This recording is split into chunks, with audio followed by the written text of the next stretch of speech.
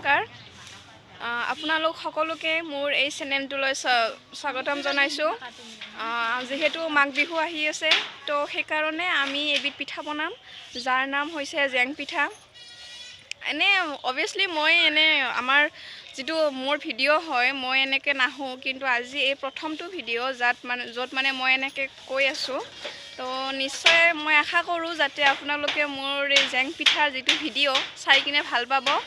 আৰু ভাল লাগিলে লাইক শ্বেয়াৰ আৰু কমেণ্ট কৰিব নাপাহৰিব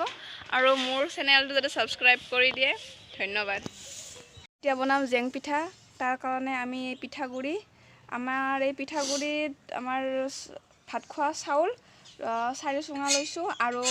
বৰা চাউল 1 চুঙা লৈছোঁ সেইটো বহুত ভালদৰে পিচি একদম মিহি কৰি আমি 3 বাৰ চালিছোঁ এইটো চালি আপোনাৰ এনেকুৱা বেটাৰটো হ'ব লাগিব যাতে এইটো বস্তু এনেকৈ আপোনাৰ উঠি আহে বেছি পাতল হ'ব নালাগে বেছি ডাঠো হ'ব নালাগে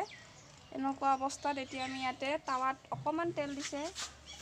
বেছি জুই নালাগে ইয়াতে তেল দি কিনে ইয়াতে আমি এইটো জেং পিঠা এতিয়া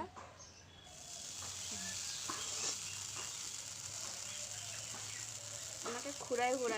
ছাইডটো আমি ভালদৰে কৰি কিনে মাজত কভাৰ কৰি দিব লাগিব তাৰপিছত লগালগ এনেকৈ ছাইডৰ পৰা এনেকৈ ওলোটাই ত্ৰিভুজ আকাৰত এনেকৈ কৰি আমাৰ এখন জেং পিঠা হৈ গ'ল আমি এতিয়া ইয়াতে বহুত কেইখন জেং পিঠা আছে এনেকুৱা আমাৰ বগা জেং পিঠা হ'ব লাগিব তো বেছি ৰঙচুৱা হ'ব নালাগে তো এতিয়া আৰু সেকেন্ড এখন কৰিবৰ কাৰণে প্ৰথমতে তেল মিঠাতেল দি লৈছোঁ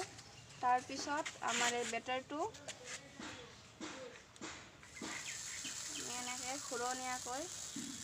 আকৌ অকণমান ল'ম মাজত ছাইডত তেনেকৈ উঠাই আনি আনটো মূৰত লগাই দিম তাৰপিছত এইটো ত্ৰিভুজ আকাৰত হৈ গ'ল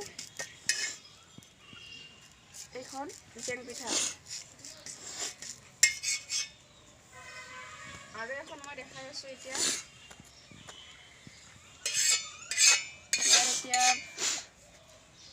অকণমান আৰু তেল আমি ইয়াত সানি ল'লোঁ সানি লৈ আঙুলিৰে